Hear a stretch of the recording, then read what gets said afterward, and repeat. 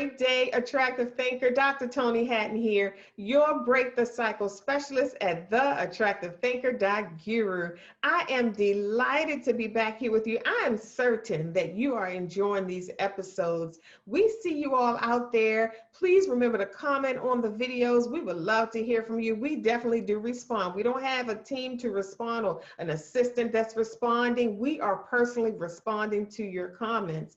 I want to encourage you to click the subscribe button on our YouTube channel, click the like button on our videos, and click that share button and share them with your circle of influence, because we are providing mental tools and resources to support you and creating a life beyond the break, to give yourself a fighting chance. There's something else on that YouTube page. There's a little icon that looks like a bell. It's the notification button. You want to be notified every time we upload another powerful message to our YouTube channel. Welcome my co-host, Tichet Bradshaw, the visual encourager. Happy Mindset Monday, everybody. It's another great day to be alive, to do what we've never done, to go where we've never gone before, and to be able to achieve what we've never had. Y'all say, why do we say Mindset Monday? Because Monday, where a lot of people might think that Monday is the most dreadful day, we say it is the best day to get our mindset in order, and we are so happy to be here and happy to be alive. Awesome. It is a great day to be alive. You're absolutely right, Tichet. Attractive thinkers, I trust you have your attractive thinker notebook handy and your pen, because we drop gems along the way. And if you capture them, they can make a difference in your life. These gems of clarity, these gems that create aha moments, that make you say, I never saw it like that before, or I never heard it like that before, or I didn't know that I had that too, or I didn't know that I was that too. So you want to capture those gems so that you can study them and reread them and meditate on them over and over, and just break them open, crack them open, so that that light comes forth in your life. It's one thing to hear something. It's another thing to know how to apply what you heard and see manifestation, see an outcome, see a result in your life. I want you to think about a sunflower seed, the one that we buy in the store that are in the shell. You have to crack that shell open in order to get the seed, right? So it's the same thing with what you hear, the words that you hear. It's just like someone tossing sunflower seeds to you, but they have shells on them. We toss the sunflower seeds, but they have shells on them, attractive thinker. So it's not enough to hear them, because all you're walking away with is a handful of sunflower seeds with shells on. You won't be able to enjoy that seed until you crack that shell. And that's what we do as attractive thinkers. When we write down, we take notes when we're listening to powerful truths, and we're listening to thought leaders and our mentors and our coaches, people that are supporting us in our personal growth and development to our higher selves. This is what we do when we hear these words. We capture them, we write them down so that we can meditate on them. And the more we meditate on them, the more clarity that we receive as a result of that. And then we know how to apply that specifically to our personal lives. Today, we're going to be talking about, how do you go from good to great? Why even consider it? Why is that even a thing? Why is it important? Who cares? Why does that matter to go from good to great? Because I have it good. You might say, I have it good, Dr. Toni. I'm good. I'm satisfied. My life is good. I'm happy. Things are going my way. And you might say, well, why mess up a good thing? And what I would say to that is, why can't it be greater? Why wouldn't you be interested? If you have it good, and the good that you have right now is so good that you wouldn't even consider changing it, would you be curious to know how much more it could be? If you are so happy with the good that you have right now, how much more happier could you be if you tapped into greater? If you went from good to great?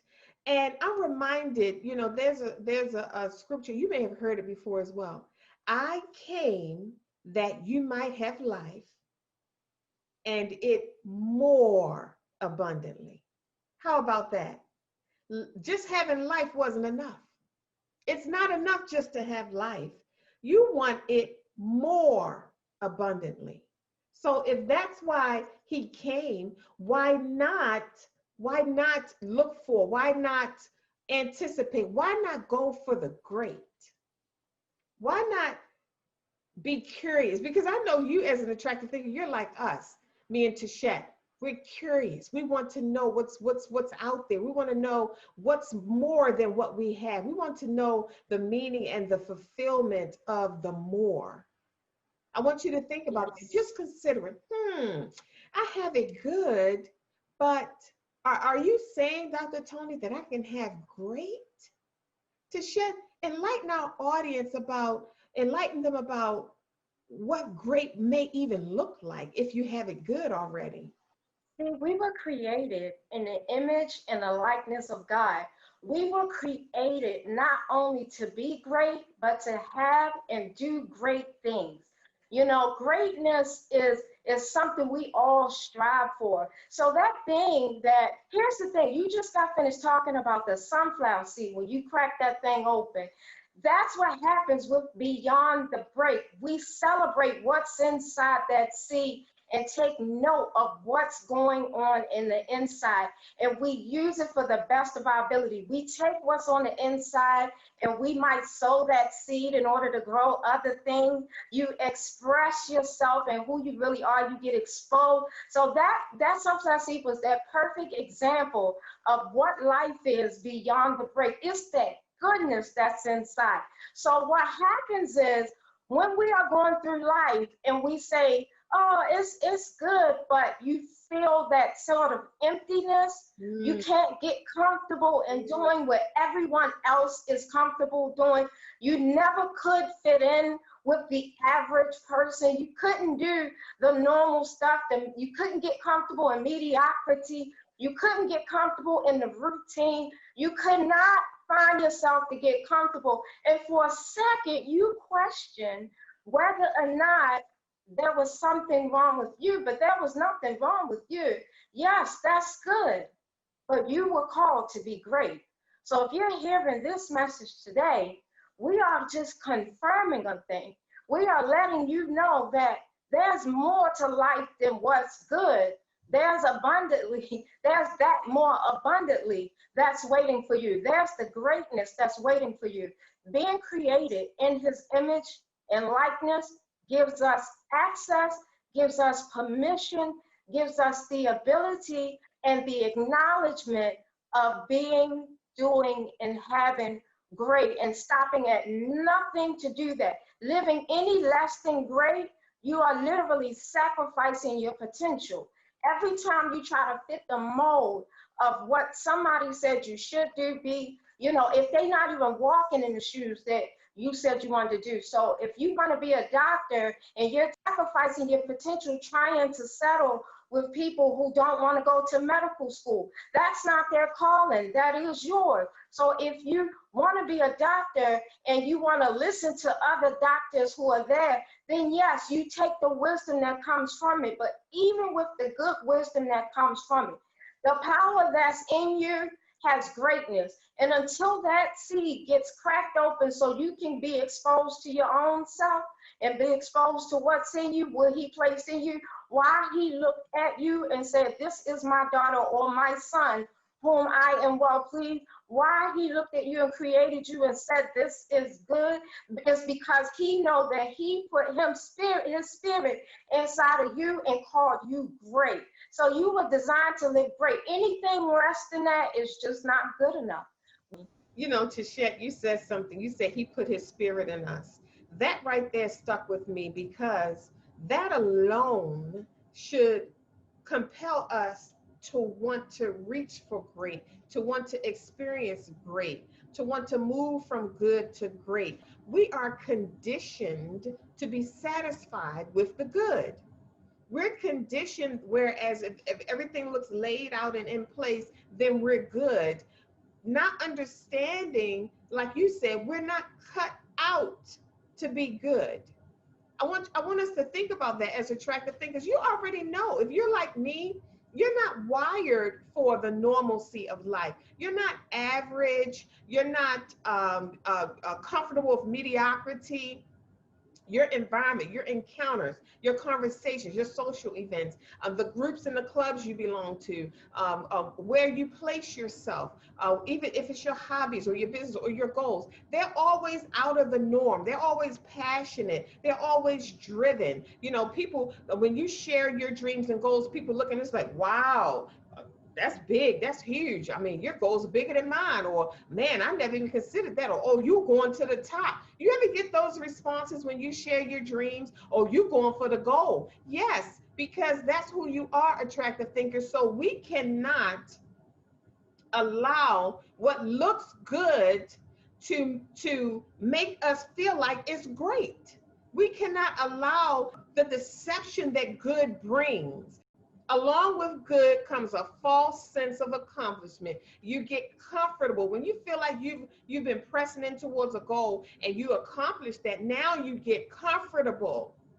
Now you don't have that passion, that fire, that drive that you had to accomplish that goal. It now subsides when we're supposed to continue in that energy, that great energy. But along with good comes mediocrity. It comes comfort. Comfort comes with it.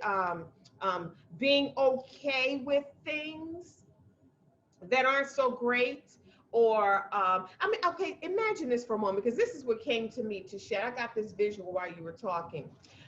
Imagine this for a moment, attractive thinker.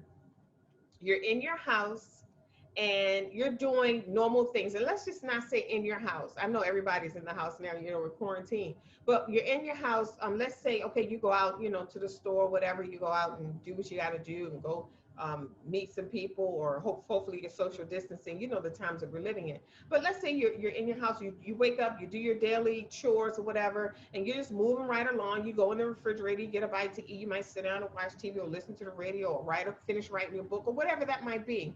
And you have on your regular clothes that you would normally wear, and you're doing normal things. When the whole time you're a queen, the whole time you're a king. And you go, if you rewind and go back to when you first got out of the bed, is that how a queen lives? Is that what a queen does? Is that how a king lives? Is that what a king does? Can you imagine walking around your house like an average person when you are a king, when you are a queen? I went into the dollar store one day. It was a Dollar Tree. And I was just going to run in and out. I think I needed to get a roll of tape, or I don't know. It was something small. It's probably just one thing because I didn't even get a cart. And I'm in there, you know, just walking around, minding my business, just walking around everybody's like everyone else. And this woman walked up on me with her cart. Her first words, and I had never seen this woman before. What are you doing in here with us paupers? That was her first sentence to me. And I looked at her, I was kind of shocked. I said, what am I doing here? I said, I was going to get some tape. She said, you look like you don't belong in here. I said, I look like I don't belong in here? I said, well, where do I belong? She said, you look like you belong stepping out of a limousine somewhere. She said, why are you in here with us paupers? You'd be surprised at how people view you. And what would be more surprising is they don't view you like you view yourself. You know, Tichet, you and I talked about this recently, about when the children of Israel were going to access the promised land, and they sent spies over there to scope out the land and see who was over there and what was going on. And some of the men came back and said, oh my God, like we cannot conquer this promised land because we are like grasshoppers in their own eyes. No, they were grasshoppers in their own eyes, not the people's eyes that were over there. Think about that. Yes. They saw themselves as grasshoppers. But the people that knew the power of the living God that always supported Israel, they knew that if they saw Israel coming, they knew it was time to leave that place because Israel was going to take over territory. But if you see yourself as a grasshopper, No matter whether other people see you as a king or queen or not, you're going to create a grasshopper lifestyle and call it good. Back to you, Tichet. That is crazy. That is so crazy. And you know, we have been conditioned to do that as well. Yes. But when we talk about seeing yourself as grasshoppers, you have to think again, we always talk about how you identify yourself. We Yes. talk about that identification thing. You know, you can go back and look at our old videos where we talking about what you identify with, Yes. because what you identify with is how you will treat yourself, how you will express yourself, and how you will allow others to treat you. But when we talk about seeing yourself as grasshoppers in your own eyes, we're talking about those times where you say, I want to move, but the bills might seem too high. That means you think the bills are bigger than you are. You say, oh, I want to build a business, but having my own store might seem too high. That means buying your business and all that it takes to have your own business, you're seeing it higher than you. Again, early on in the show, we said he created you in the image and in his likeness, which is great. God is great, right? He created you in his image and his likeness. So that means that the things that are created, and remember, man is his greatest creation, right? So anything outside of man should not be viewed as greater than you. So your situation, your circumstances should not be greater than you. But let's say you see it bigger than you, then what? You have to go in there and defeat those giants. But you have to see yourself able, capable of beating those giants. You have to use what you have to defeat those giants and go in and take that promise. That promise was yours. Those promises was yours. The promises of God are yes and amen. Those promises was yours. If he gave you all of these visions and these images and said you can, why would you say you can't if the only reason why you would say you can't is if you saw yourselves as grasshoppers? What would you think if you saw a queen that was labeled a queen? She had a crown, let's say the queen of Zamunda, or the queen of England, or the queen of whatever country you can think of, right? You can think of your own country, the queen of visual encouragement. Okay, let's just say that. You see a queen and you think that she gets up and beat herself up every day mentally. That seems like the act of a queen. Why do you, a queen or king, do it to yourself? Why do you think that it's okay to get up and say, I don't know if I can be a CEO. I mean, maybe I could sweep, or maybe I could be all of us are servants. We're servants of God. But you see yourself as only a person who can do the hard stuff, the hard work, not being a CEO, which is a greater hard work. It's a hard work, but it's not in the way where it's demeaning. So I guess I want to say, you see yourself as a demeaning person. Now there's people who can do housekeeping and they love it. They have the passion and the desire for it. We're not talking about that, because you can still be great even if you have a business, cooking, cleaning, what have you. But you got to have a passion for stuff. I'm saying anything that you do that goes against who you are or that lowers you is demeaning. So even if you're a doctor and you want to be an artist, demeaning. Even if you decide you want to be a lawyer and you want to make six figures being a lawyer, but you decide to do carpentry, demeaning. I'm saying anything that goes against your passions, your desires, your drive for any reason, give it six figures, give it somebody, your family line, everybody is doctors and lawyers, everybody is this, that, and the other.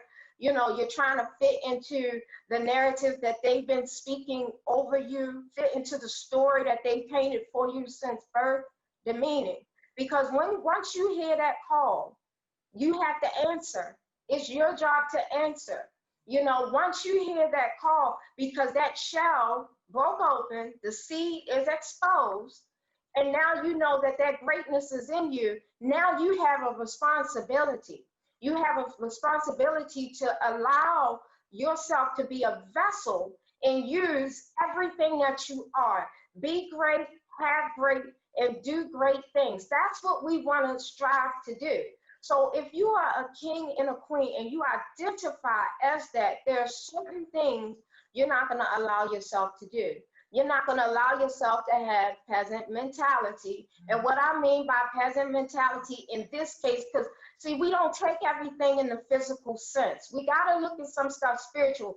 You got to go through the deep. So when I say peasant mentality, I mean that negative self-talk, that negative painting that we have painted ourselves as not being worth anything, not being valued, not loving ourselves. Peasant mentality, not seeing ourselves as worthy of God's goodness. Why not? Why can't we see it for other people but not for myself?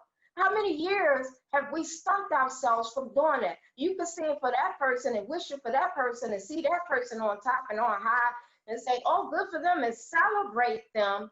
But then when somebody mentions to you that you're one of the greats, or you're the leader, or you're a pathfinder, a trailblazer, or a groundbreaker, you go, me? Really? I can keep up with that, and you actually struggle with it because you understand that with great power come great responsibility, but also with great responsibility, and when you recognize that great responsibility, also comes great power. Think about that. Flip it.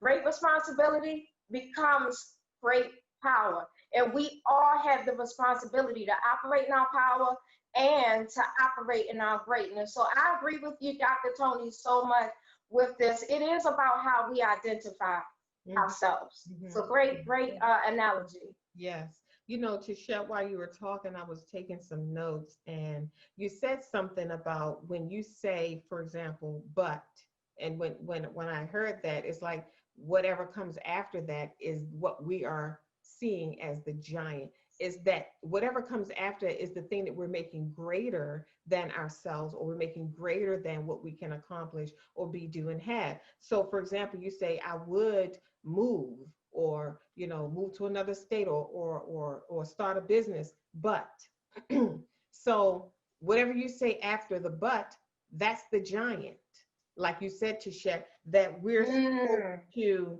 defeat. So if you want to know where the giants are in your life, count how many buts you say.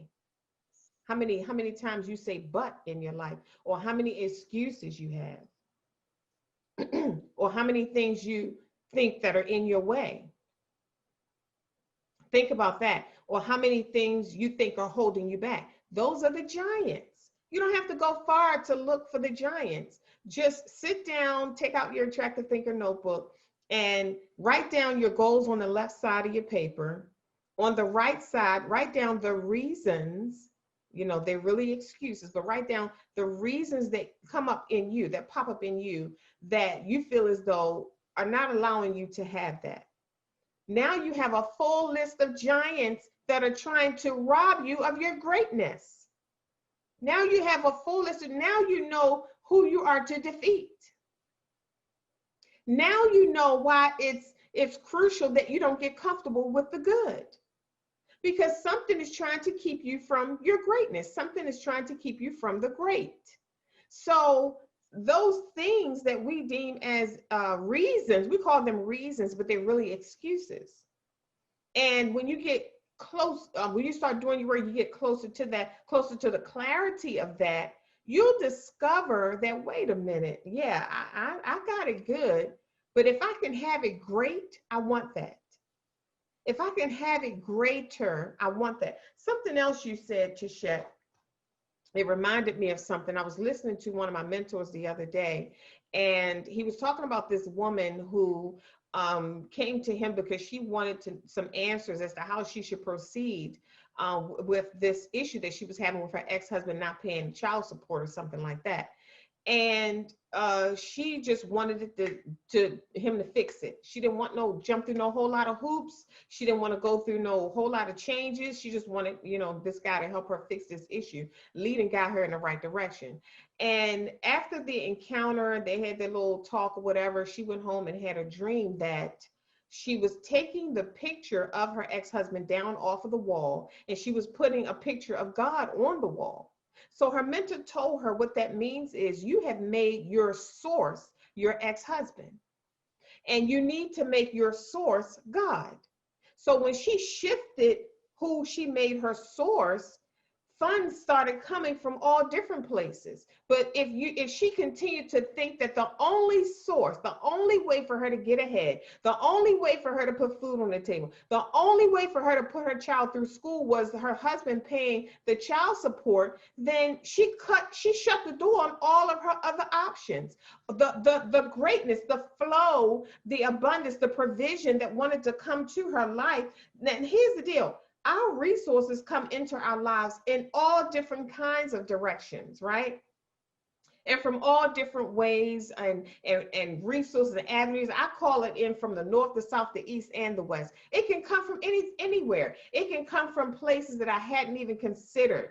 That's how abundant that's the abundance that we're living in right now. So if I just focus on it coming from one way, what if that door is closed? That means I'm blocking it from coming from all of the other ways.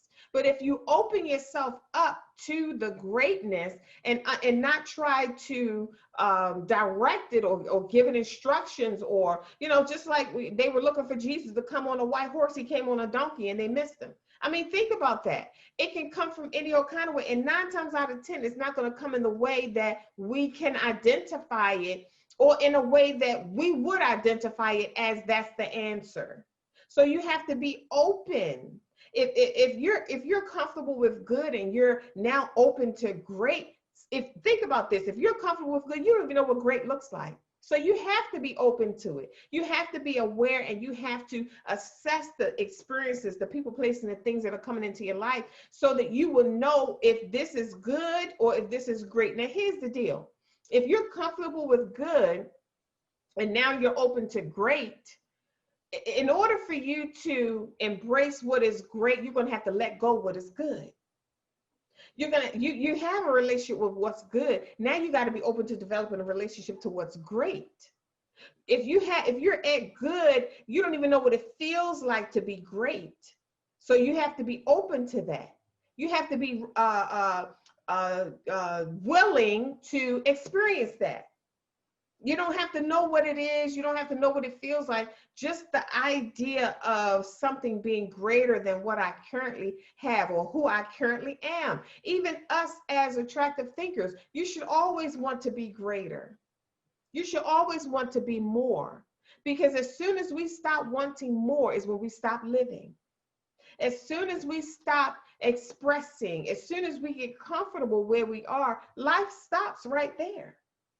And as an attractive thinker, I think about this. People ask me, what is your motivation? Why are you always on fire? Why are you always on it? Ready to make things happen? It's because I know that I'm not going to be here forever. And if today was the day, are you comfortable leaving your life, your family, and the things the way they are right now? That's the motivating factor. We as attractive thinkers, we know that we're creating, living, and leaving a legacy that will continue to speak when we no longer can. So that's your motivating factor. So you can't get comfortable with good. With that mindset, the attractive thinker mindset right there, you can't get comfortable with good.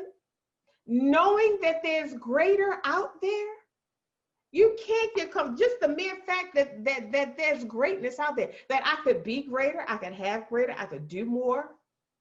Don't tell me that greatness is out there and I can't have it. I'm not going to be comfortable where I am. I want you to think about that. It's another thing that you said, Tichet, and I wrote it down. You said you can't keep saying I can't do it, or I can't have it, or it's not going to work out. The reason why we start out our day with sometimes not feeling as though we can accomplish that thing, or we really can't do this or that or the other, it's number one, because we're not, our environment may not reflect greatness. Our environment is conducive for us being just good. See, every environment has a set of conditions in it where only certain things can grow. So could it be that your environment can only grow good? Could it be that your environment, the soil isn't even rich enough to grow greatness? So what does that mean? I'm planting myself in an environment that is stunting my growth. And no matter how much I beautify it, no matter how much I fix it up and make it look pretty, it still cannot help me reach another, express or give birth to another version of myself, a greater version of myself. So another thing, that's the environment. Could it be that we make excuses or we say we can't because the people that we're surrounded by cannot see us in a greater light? If the people you're surrounded by can only see you in a good light, then they're going to approach you in a good way. The conversation is going to be good. The food is going to be good. The environment is going to be good. How they handle you is going to be good. The ideas that they share with you are going to be good. You know, one of the worst things that I've experienced, I won't say one of the worst, but it's just one of them. It's not the worst, but it's one of them.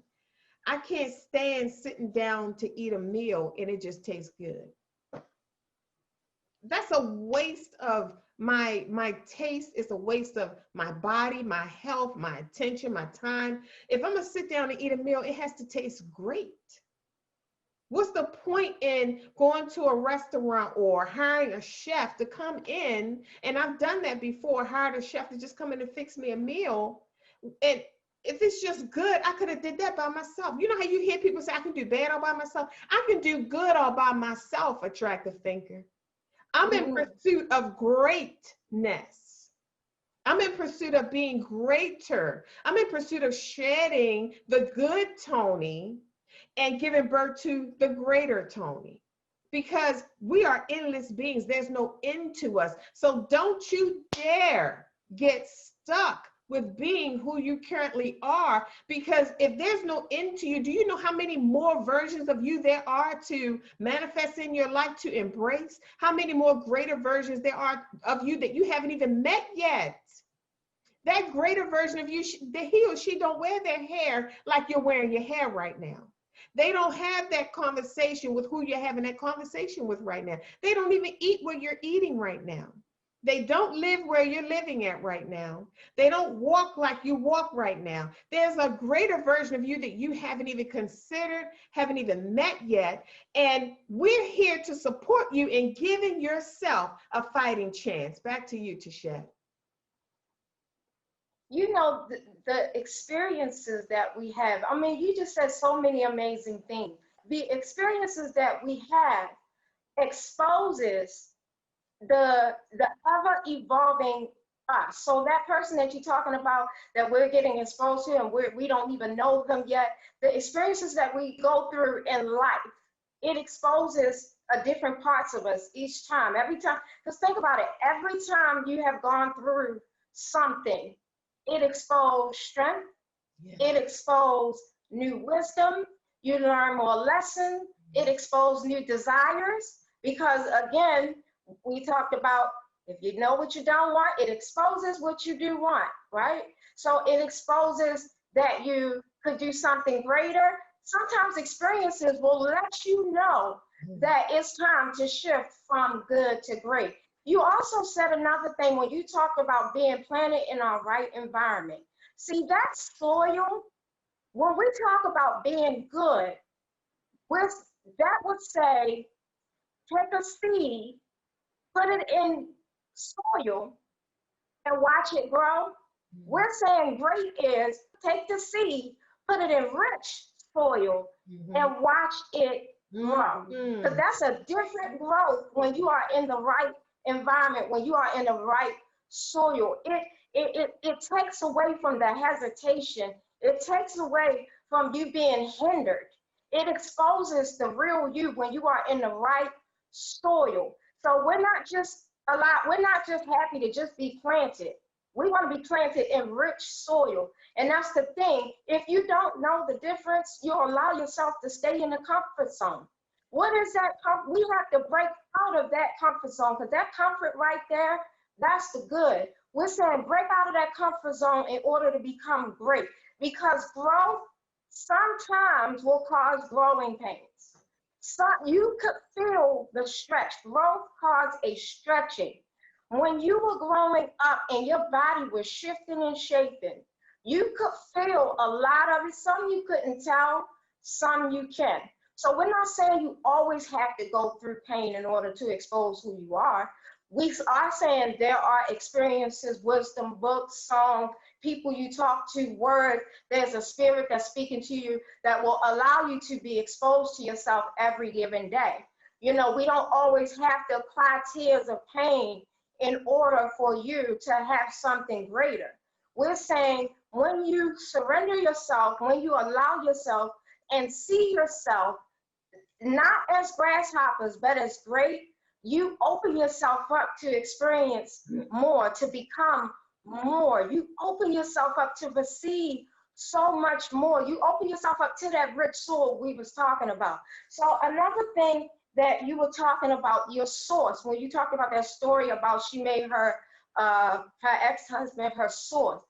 The one of the scriptures that we all quote, but we never really taken the time to really dissect. Maybe we have, but I feel like if you dissect that thing, it should make you make a different decision. When we say, the Lord is my shepherd, I shall not want. When we think of a shepherd, we're thinking of what's leading you, what's guiding you. What does that shepherd do when you're going in the wrong direction? It taps the sheep and it makes it go so that it can go in the other direction. The sheep hears his voice and then allows itself to respond. That shepherd makes sure that you have everything you want, need, and desire. So if the Lord is my shepherd and he is God over all, why would I want for anything if I know that I can have it all? So if I know that I can have it all, why would I settle for good when I know I can have great? Why? Why would I sit here and make a peanut butter and jelly when there's a whole full course meal waiting for me? Now, some of you might like peanut butter jelly. I, for one, am one, okay? Especially when I was pregnant, I had to have peanut butter and jelly every single day for some reason. But you have to determine in your unique self, what is the joy of that which you do? Everything takes joy. I said on last week's episode, when I chew my food, I'm not just going through the process of stuff. I'm getting out of the habit of going through the process of getting through my day, the process of just living, the process of just conversating with people, the process of just creating or just having a job to bring in money, the process of just getting through life. I'm done with that. I want to take joy in every aspect of my life. Remember, we said times or moments set aside for a life experience, and I want those experiences to be great. So if I sit here and I'm going to eat, I'm going to enjoy every minute of it. I'm going to allow it to get in, allow it to explore, to allow my tongue to get to enjoy it. Some people be moving so fast, you don't even allow your tongue to enjoy the food. You just get it to your stomach real quick and then it's over. You haven't enjoyed it, but how you do everything is how you do anything, which is why I brought that up. Because you can see how you go through life. You can see it in everything you do. So if you're a person that just fly through life, you say 20 years went by, I didn't even see anything different. I didn't see anything change. Were you intentional? Were you hindered because of the way you saw yourself? Did you accept other people's opinion and deny that you too have a right to an opinion, especially when it comes to your life?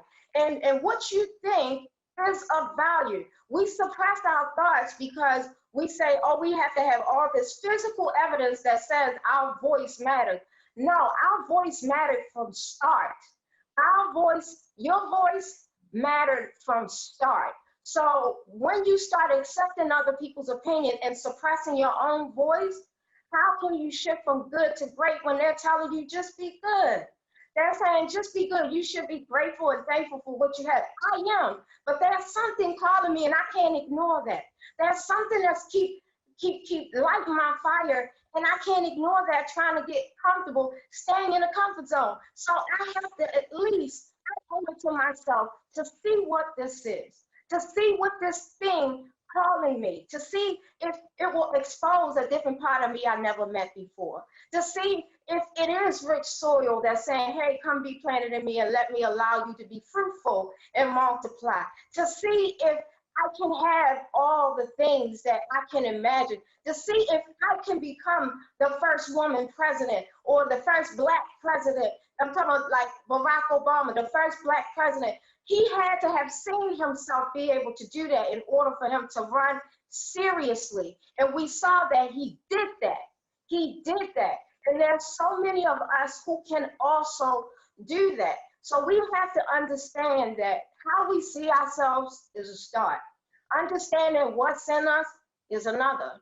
It's another step. Allowing ourselves to operate fully in our power and taking everything that we went into and serving it as good so we can become great and the people we're serving it to can become great. All of that matters. So we really have to take into an account how we see ourselves. That is the most important thing. Another thing that you said, you was talking about, while we're talking about the comfort, I wanted to bring this up. There's a difference when you know who you are, decide to step out of your comfort zone, than when you doubt who you are and stay comfortable. So when you are going from good to great, you are okay with stepping out of your comfort zone, being stretched just a little bit, so that you can go further, so that you can get all that he designed for you to get, be all that you can be, have all that you can have, and that more abundantly. You're comfortable with that stretch because staying comfortable, not knowing who you are, you're risking everything. And that's not what we want to do. We don't have time to risk everything for nothing. We have time to be everything for something greater. He didn't call us just to get through life. Oh, well, you're born, you had the perfect little line of life, and then you die. And that's it? No story, no power, no experiences? You didn't learn anything? You just went from age to age to age to age. You just ate the same thing every day. You didn't get to explore the different tastes, the different smells, the different relationships, the difference in countries and continents, and you didn't get to explore all that's in this earth. Do you understand there's so much more in this earth alone that a lot of us have not yet got to touch? There's a lot of things you have not been able to do yet, but now that you know who you are, you know you're capable, and now you know you're able, so you'll get out there and do it. Because once we know, we're responsible for what we do. There's power in great responsibility. That was so much that you said, Dr. Toni. That was amazing. Yes, I love it, Tichet. Again, so many things you said that triggered some responses to this greatness that we're sharing with you, Attractive Thinker. There's a series out right now for First Ladies. It comes on Sundays. And the first the first part of the series that came out, it was with our First Lady, Michelle Obama. And they're advertising it, they were advertising for it coming on again last night. So one of the, during the advertisement, during the commercial, I saw Michelle, a little clip of her. She said, you got to learn how, and I'm paraphrasing, you got to learn how to get used to a little bit of greatness. You got to learn how to get used to a little bit of greatness, because it's easy to get used to good, but it takes some getting used to, learning how to get used to a little bit of greatness. And that's what we're talking about today, Attractive Thinker. One of the things I wrote down to Chet was, attractive thinkers might be saying, well, how do I tap into my greatness? How do I give birth to my greatness? How do I go from good to great? The first thing you want to check is your soil. That's the first thing you want to check. Because when we talk about going from good to great, we're talking about you expressing more of your greatness. We're talking about you, Attractive Thinker. And if it's about you, then the question is, where can you plant you? Where can you plant yourself so that you can experience more greatness? you might not, you might say, well, Dr. Toni, I don't even know if, there's greatness in me. Well, I don't, and I know as an attractive thinker, you're not saying that, but it might cross your mind every now and then. I don't even know how great I can be. The first thing you want to do is assess the soil, because it's the soil that has the nutrients in it that grows the seed. The seed comes with everything, it's equipped with everything that it needs to grow. It's the soil that activates that growth. So you have to ask yourself, where am I planted where things are good? And how can I replant myself? I used to watch my mother, my grandmother used to take care of these plants. They used to call it, they had this green thumb, whereas, they could touch plants and take care of them and they would grow.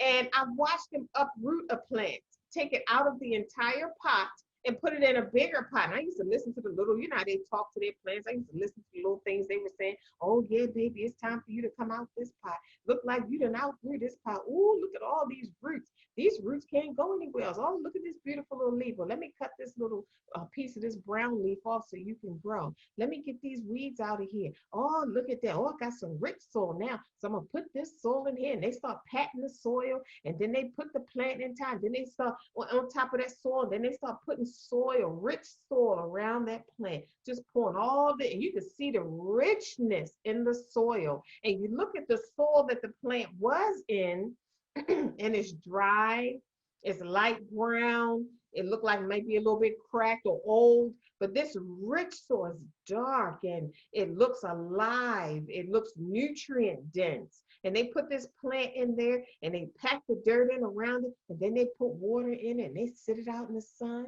And then you hear your little grandmother walk out there and she says, oh baby, look like you're growing now. You got room to grow now. And she touched the little leaves on it, rubbed the little leaves, and then she turned the pot around so the back of the pot can get some sun. And she come out there every day talking to that plant. And you know what?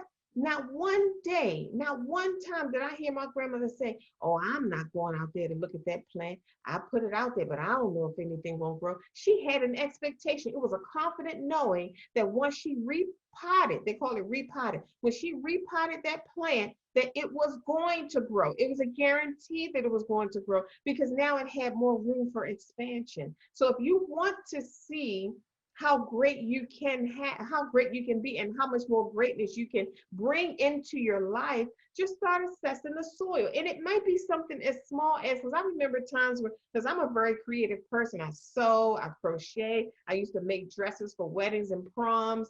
I ran all kinds of businesses, when my kids were small coming up, to bring income in the house and to have money for fun activities and things like that. So I understand that creative space. Now, a lot of times I didn't have the room that I needed to do these creative, to complete these creative projects. Sometimes I was working off of the corner of the table. Sometimes I was working off of a little corner in my room. Sometimes my bed was not just for sleeping. I had books on there. I had papers, I notes, to-do lists. You understand what I'm saying? But when I created room, when I created a space, like a space in my home for my sewing, I was able to expand. And here's the thing, here's the beautiful thing about it, Tichet. Even though I created an external space, a physical space for this particular creative project, I felt an opening in my spirit. I felt an opening in my heart. I was creating space in me. I want you to think about that, attractive thinker. What you create space for physically, you're also creating space for internally. And you're going to feel that. It's almost like, have you ever decorated one of your rooms in the house, or maybe not even decorated, but cleaned it up or organized it, or put a new bedspread on the bed, or put some new curtains up, and you move the room, move some things around. You put the bed over here and put the dresser back over there, and then when you finished, you felt so great about it. You were walking out of the room and you turned the light on, and then you took a step back and turned the light back on just to look at it. You would turn the light out, and then you turn around and you flip the switch again just to turn the light on and look at your handiwork. Look at what you created, and you stand there and you look around the room, and it's pleasing on the inside. You feel a sense of satisfaction. You feel like, oh, it reflects me. Oh, you can see you in the room, you know, and it's almost like the highlight of your day. At the end of the day, you can't wait to go back to that room, or you can't wait to work in that room, or you can't wait to sleep in that room. It's because you made room for something else to grow. You expanded an area, a space. And that's what we have to do in our lives. When you feel like it's good and I'm comfortable and nothing else can grow here, start assessing the soil, shifting some things around. You might want to paint the room, paint it a different color. That's changing the environment, that's changing the soil. You never know what can grow there until you start turning up that ground and uprooting those weeds and creating an environment where greatness can. And here's the thing about greatness, Tichet. You don't have to do anything to grow greatness when you plant it in the right environment. Back to you. You know, also, what do you allow to water you? Because that makes a difference too. Are you being watered? So Mm, you're planted in this rich soil, and honestly, the way that you describe that soil, it's like when it's rich, I can see that. You know, I can get a vision of what that looks like and how dark that is. And I looked at it like, okay, if you are an artist, there's a certain environment that you need in order to spark your creativity. What has been igniting you? Are you in an environment that ignites you? Are you surrounded by people who ignite you? It is nothing like a good book, a good conversation, a good song that makes your wheels start turning. And yes, then you start coming up with all these ideas. You got a rush of stuff. That's yes, how you know you're in good soil. That's how you know it is rich, you know. And assessing the soil, that is a good one. That is a good one. And also, after you assess the soil and you just make the decision, an intentional decision, because remember, the goal is to grow and to be all you can. After you make the decision to be planted, or like you said, I like that word, repotted. I like how you put that, because we sometimes we have to go from one place that was small and good, but now we got to be planted in a greater place that's rich and filled with nutrients in order for us to expand and grow. So sometimes it is time for us to expand and grow. That's why we're being called up and out of some stuff. You know, you might not understand it now, but you'll understand it later. You just have to be obedient to where your spirit is saying going. So once you're planted in that rich soil, now what is watering you? Are you learning? Are you open to learning? Are you reading things that's feeding your mind? What's going into you? What are you allowing to go into your ears? What are you allowing your eyes to see? What do you allow? It's not even what is going in your mouth, and what are you allowing in your mind? The reason why I say what you allow in you is important, because what you allow in you actually will help shape you. Because what you eat affects you. It affects you mentally, it affects you emotionally, it definitely affects you physically. So you have to watch what you put in your mouth as well as what comes out of your mouth. So your mouth it's a two-way street. You got to watch both ways, right? mhm, Then what you let in your ear, sound creates vibrations, right? mhm. Sound will alter your mental state. Look that up.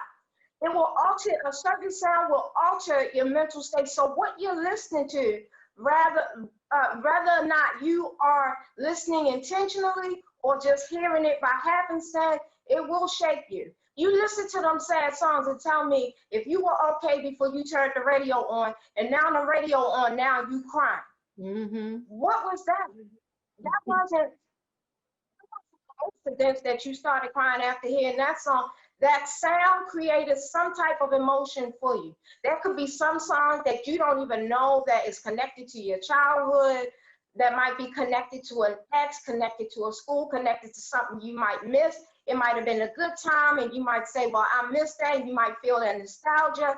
It could be songs connected to certain things and you don't even realize why every time this song come on, you're crying, because you're aware of it. You're not just, you know, walking through this life asleep mindlessly, especially when you become more intentional. You're aware of everything that goes in. And then what are you watching? How are we okay watching people get slaughtered every day, sitting there watching people get shot up on the screens, watching people die in bloodbaths? How are we okay with that and not think that that affects our emotions or our spirit? You're becoming numb to pain. That's not what we want to do.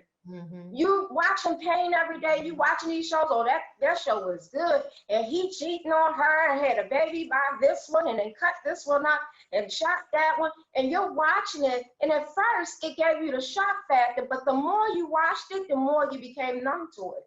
The more you allowed your mind to say, this is okay to see. So then when you start seeing that in real life, you're okay with it. You don't even know what's happening because you're unaware. You're not being intentional with what you watch, what you eat, and what you hear.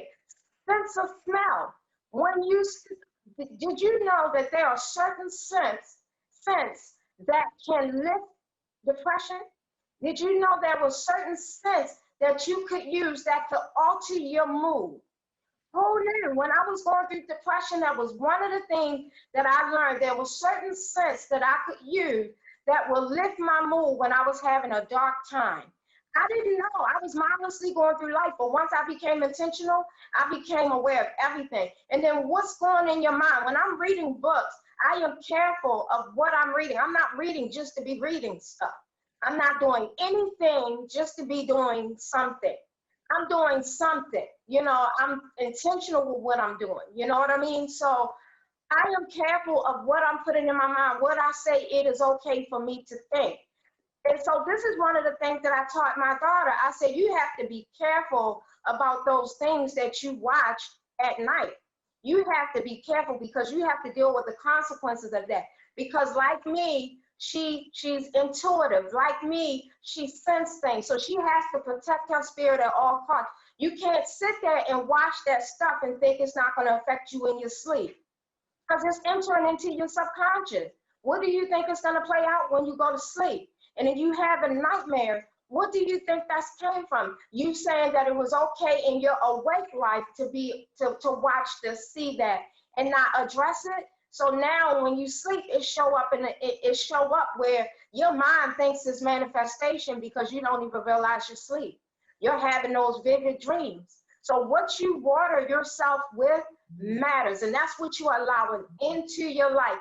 It matters. You have to be intentional. So yeah, assess the soil. Once you make that firm decision of being planted, allowing yourself to be uprooted if you're not in a good environment, being planted in rich soil after you assess that soil, now you're being watered. So those are some of the things that we know that you can do that can shift you from good to great. This is how we're giving you some tools here so that you can shift and change. That good ain't always the best thing. Sometimes great is the best. Well, always great is the best thing for you. But you have to allow yourself to be okay with being great. Back to you, Dr. Toni. I totally agree. Attractive thinkers, it's about allowing, just being open. Sometimes you don't even know what the next step is. You don't know what you have to do to access that greatness or to allow that greatness to come forth in your life. Sometimes you don't have to do anything, but just make the decision. Just be open to it. Say, you know what?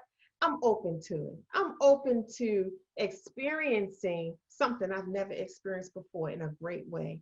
I'm open to being a greater version of myself. I'm open to having greatness more in my life. It could be something as small as changing your purse or changing your wallet.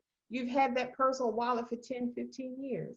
Changing it raises your energy, your vibration, that feeling. And that feeling is a feeling that matches greatness. I want you to think about that. We're already great, but you don't want to be great and never experience greatness. I want you to think about that, attractive thinker. Dr. Toni Hatton here, your Break the Cycle specialist and host of Beyond the Break. Give yourself a fighting chance. We trust that you have enjoyed this episode and that you've captured your gems along the way in your Attractive Thinker notebook. I want you to consider this for a moment. You need support Because if you're comfortable with good, you need support in somebody showing you the greatness in your life that you have access to. I want you to visit my website, www.theattractivethinker.guru. That's Guru, and scroll down to the bottom. Book your complimentary coaching session, your complimentary Get Unstuck coaching session. Get on my calendar, choose a date and time that's convenient for you. It is essential. I know what it feels like to walk alone, to be great, to be an attractive thinker, and to walk alone and try to figure this out, by yourself, or have your greatness, somebody second guess your greatness. And you don't have great people around, great minds around you to support and encourage your greatness. So you pull back instead of being launched forward. You want to book a spot on my calendar so we can talk about that, so we can get some clarity about that and some next steps to get you moving in your life towards greatness. Tichet, tell the audience how they can get in touch with you, the visual encourager. Absolutely. You can go to my website at www.visualencouragement.com. We provide mental support for people dealing with depression who desires to lift the heaviness so that they can create a new vision for themselves. Go to my contact us page, put in your information, let me know how I can encourage you, enlighten you, and uplift you so that you can live a life of fulfillment. Again, that's www.visualencouragement.com. I'll see you soon. I like what you said, Tichet, a better version of themselves, so that they can see a better version of themselves. That's that greatness that we're talking about, attractive thinker. And if the vision is distorted, all you see yourself is as good or not so good. But we're here to tell you today, to inform you, to pronounce in your life, to announce in your life that there's a greater version of you, and it's time to release it. You always hear us say, my life's work is to make your life better. It is not what you're going through, it's how you're doing it. Think attractively, and we'll see you soon.